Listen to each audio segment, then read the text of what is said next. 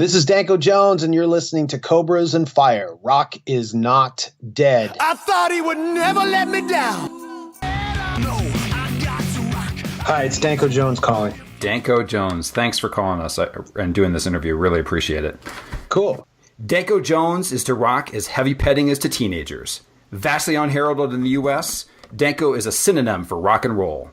A man whose alarm clock rings for those about to rock by AC/DC, whose bedtime story is The Dirt by Motley Crue, and whose dreams are filled with Flying V's and Ace Frehley solos. People, we're talking 24/7 rock and roll. We are honored to have Danko as our special guest today.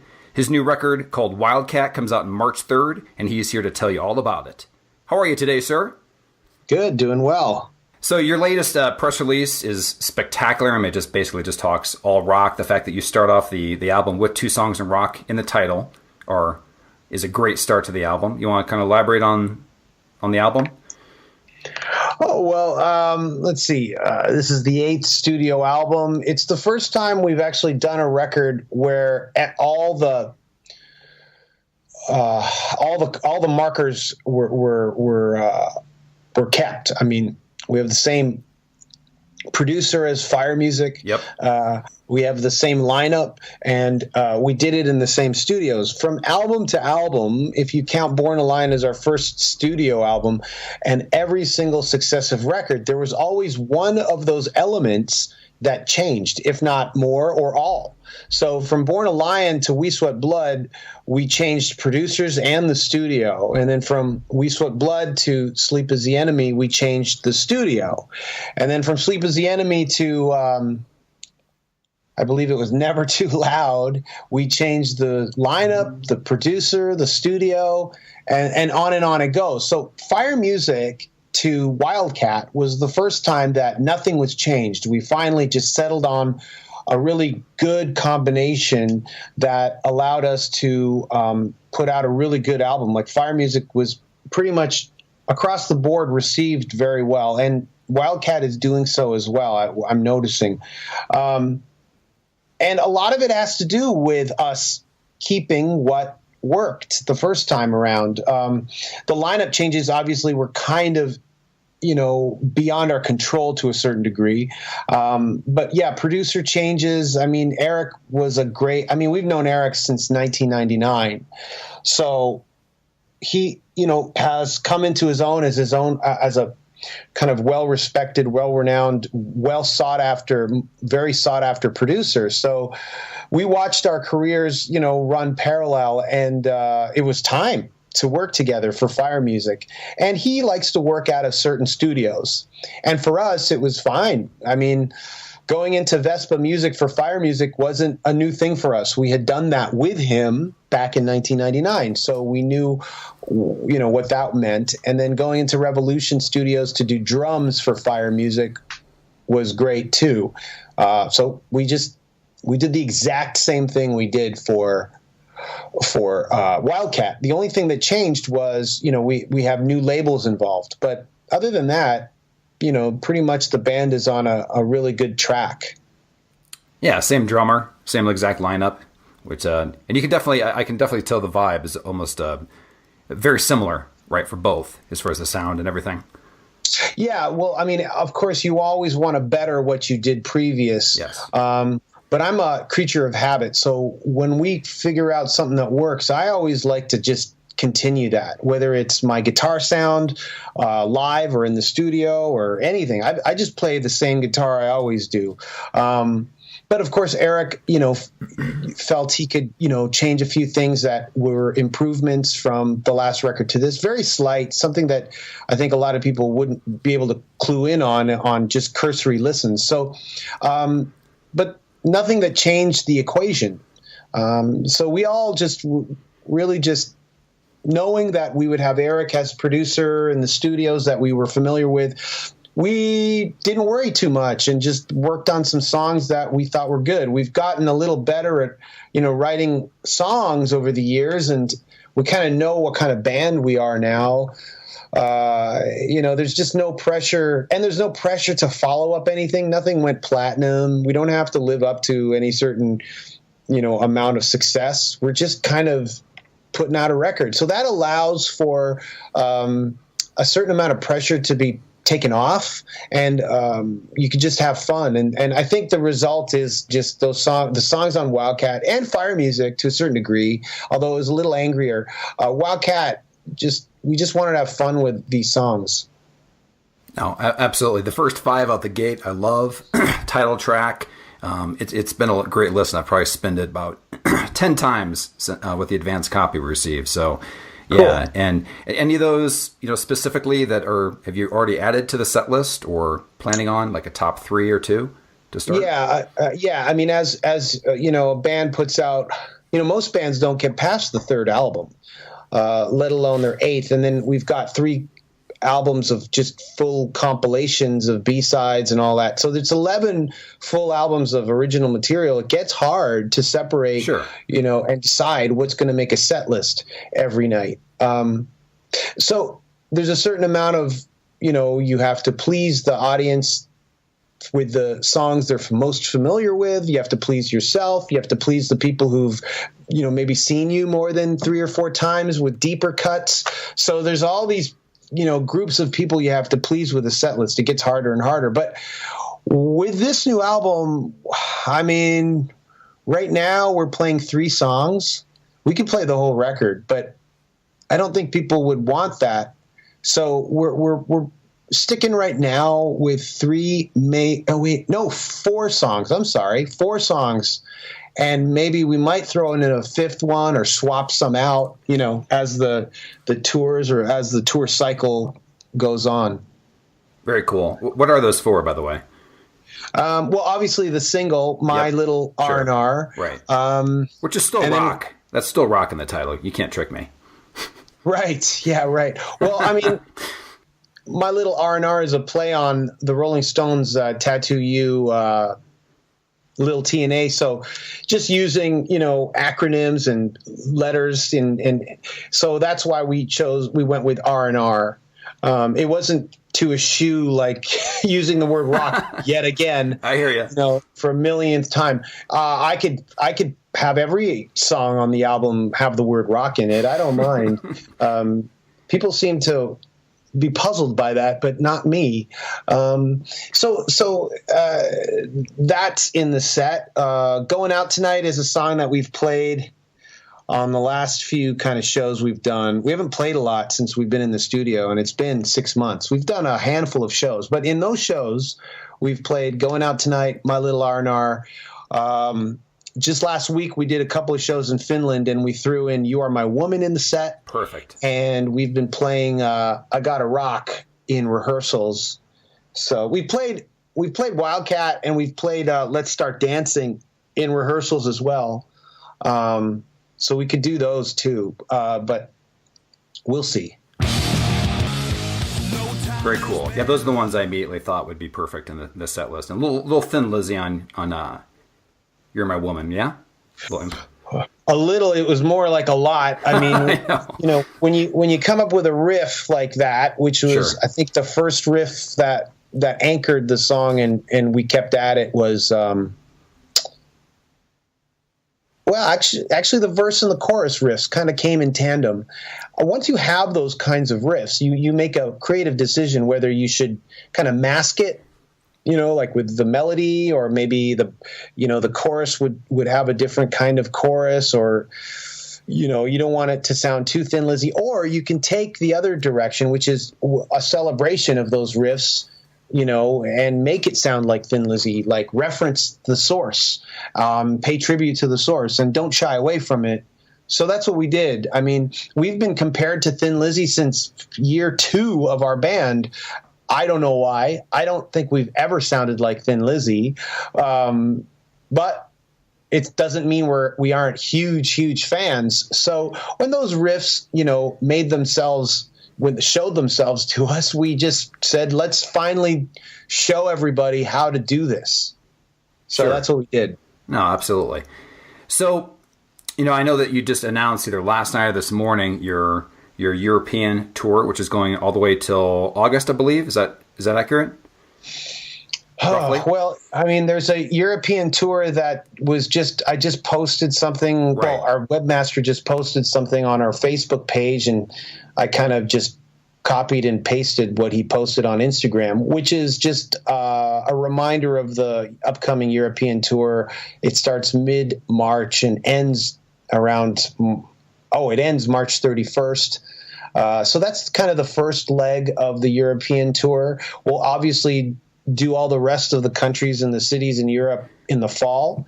And there's always going to be the 3 months of summer festivals, and already, places in Austria, Germany, Finland are already booked. We're playing in Belgium at Grass Pop. And so those festivals are already booked. So we are going to be doing European festivals this summer.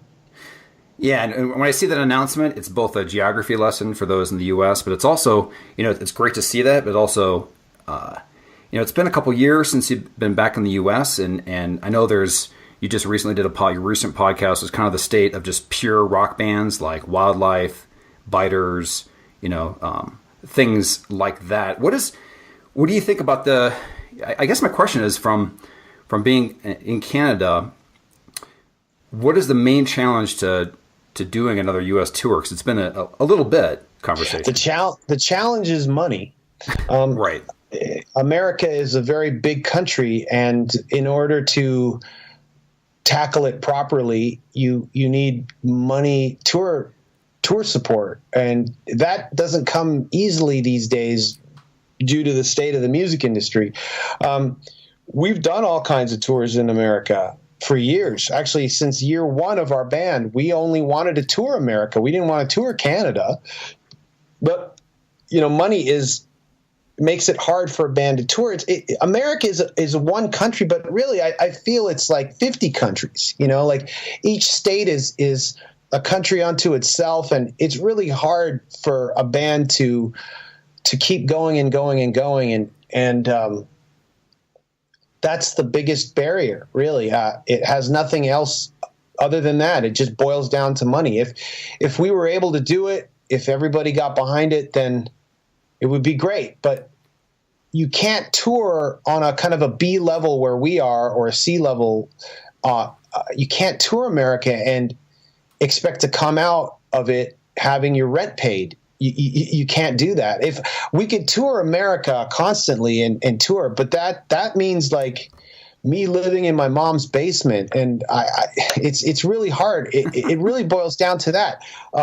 People ask us all the time, like, why aren't you coming to San Diego, and why aren't you coming back to Boston, and why aren't you coming back to Austin? Well, we'd love to, and I'm not ruling it out. We would love to do that.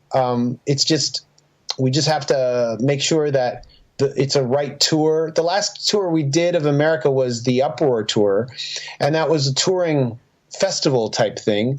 And under those conditions, we said yes, because a lot of things were taken care of that we didn't have to worry about, including having an audience show up. We were kind of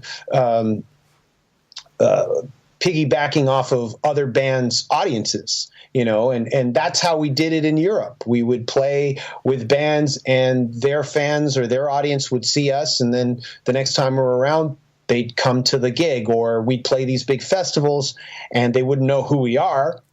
But the next time we come to the city, the club's rammed. So that's how we were able to do Uproar. And we said yes to the Volbeat tour in 2013 as well. Same reason. So I'm not ruling anything out. I mean, everything's kind of the stars kind of got to line up properly in order to do it. We'd love to do it. Shit. I mean, it's the reason, American bands how many American bands can I name that are direct influences on our music? Right. And so essentially it comes down to the fact that these conglomerates doing the fests, for example, maybe are not as supportive for, they seem to drop off big when you read about them for the compensation for but you play like in the higher tiers in Europe. It's just sad to see that there's not that support. Well, I hate to lay blame on the audience, but I've noticed that people will go where they're told to go. I mean, I notice in America there's a lot of compartmentalization when it comes to music. If Agreed. You like this kind of music, you can't like this kind of music. And to me, that's always been a really weird way to approach music.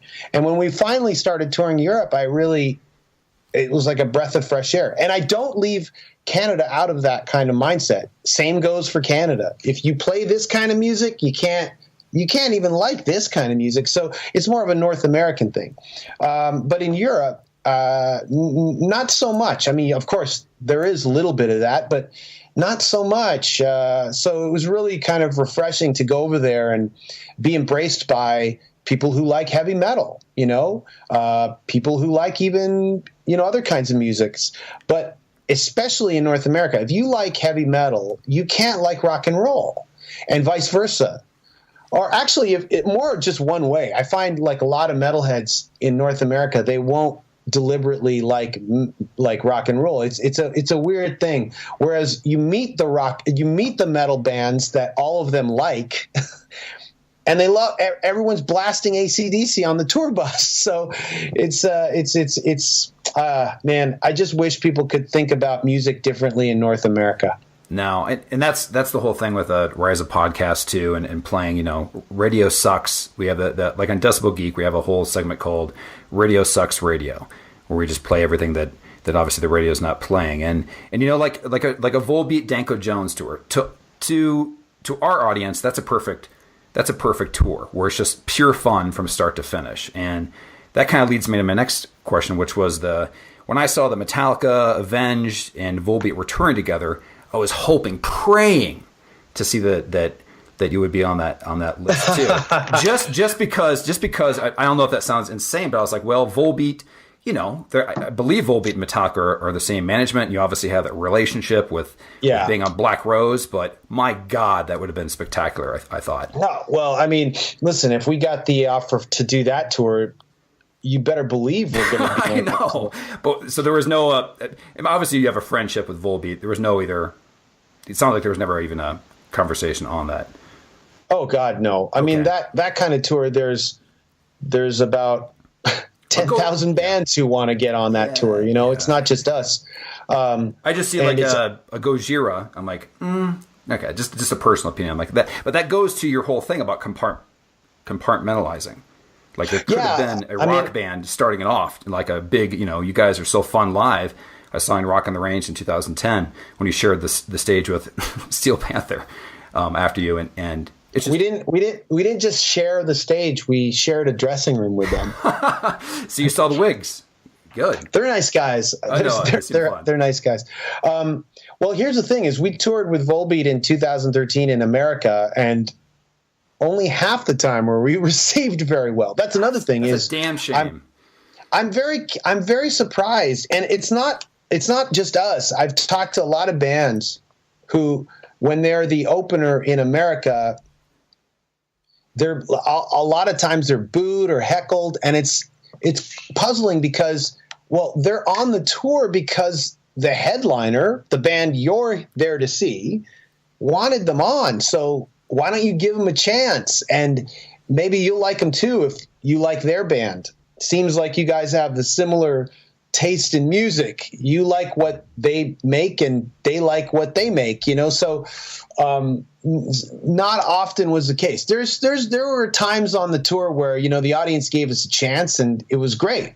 But there were times where we would just look at each other going, I don't get it. Like we're not we don't sound like a pop band. Especially with Volbeat, like the degrees away from each other are minuscule. So there's also that, and that just brings me back to how people view music. Like it's really, really odd. And the same goes for other tours we've done in America, where we've toured with more radio rock bands, like more radio friendly radio rock pop bands.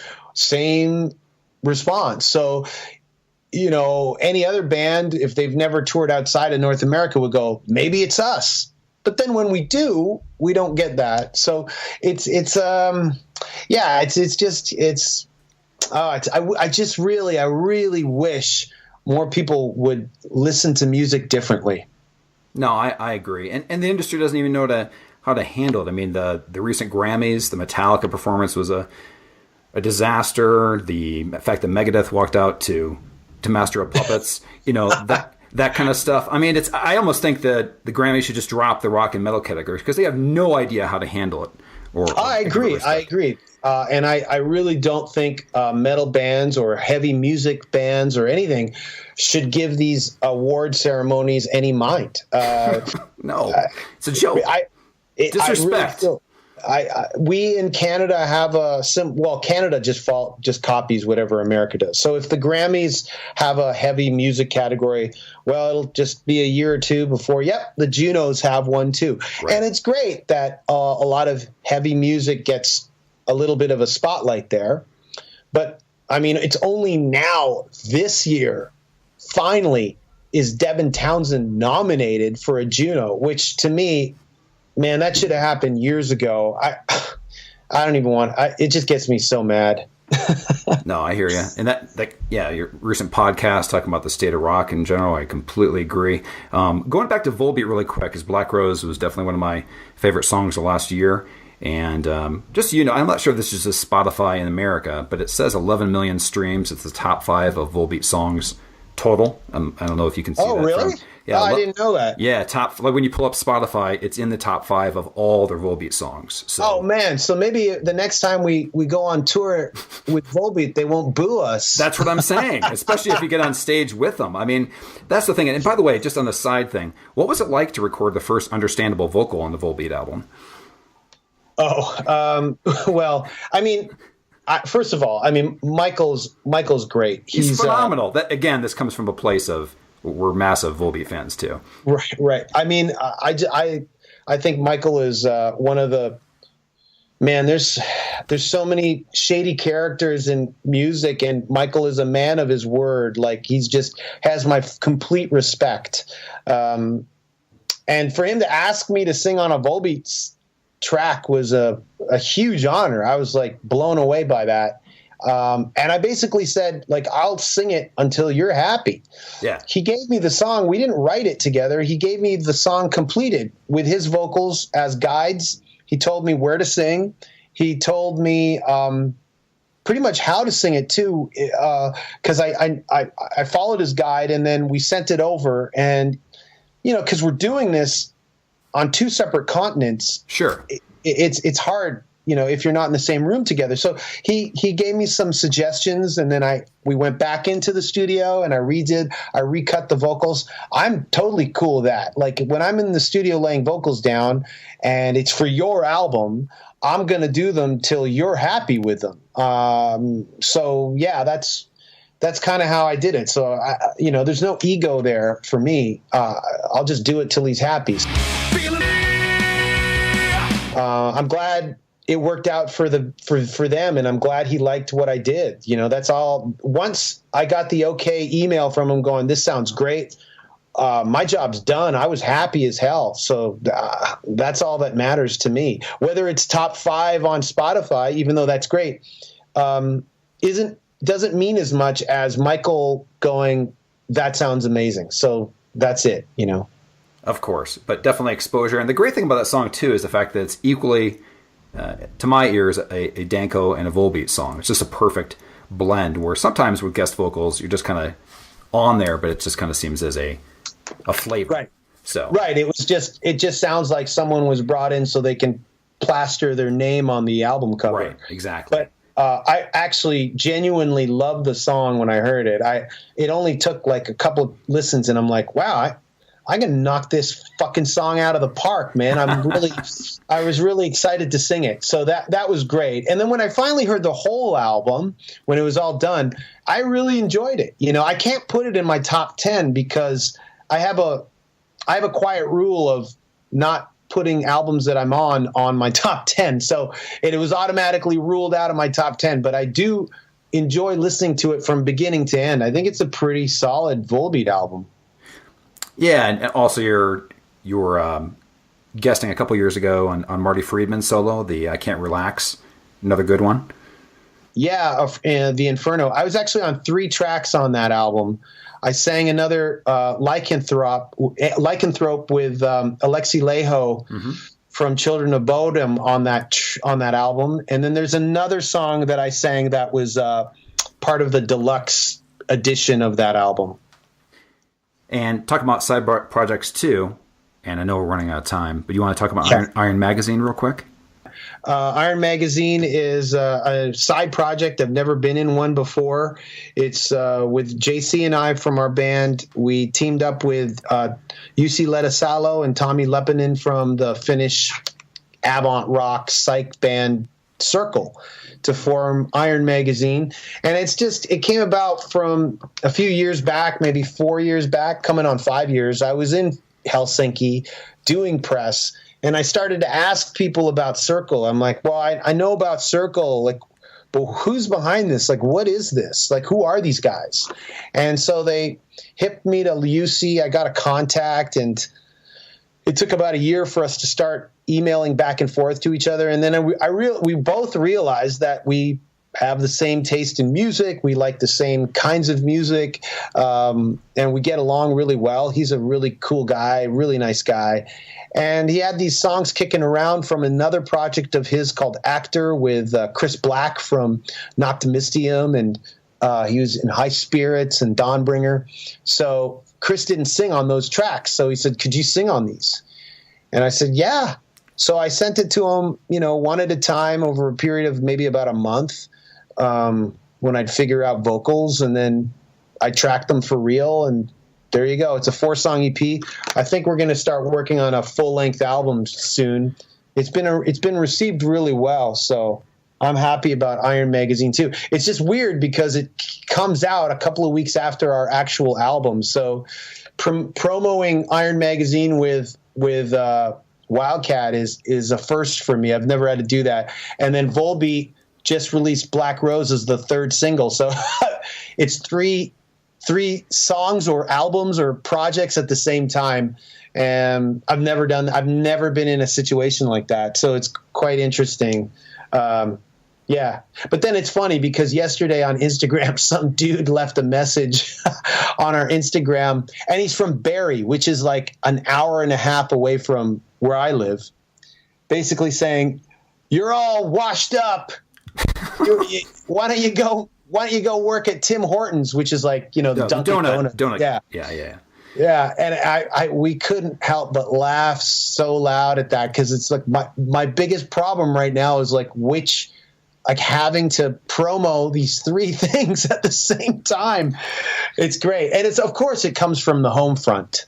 I mean, of course. Right. Well, listen, yeah. I mean, what's infectious about Danko Jones, the band, and the man in general is just they're such a fan of rock from your podcast, from your writing on various publications. And it's just a great thing to see from a band out there in general. So really appreciate you coming on the show today and spending your time. I know you got another one coming up in a few seconds here. So anything you want to mention before we wrap up? No. I'm really bad at plugging my own shit. Wildcat on March 3rd, European tour, and we hope that the state of rock does improve because America needs Danko. All right, thank you. Thanks, Danko. Bye now. All right, bye-bye.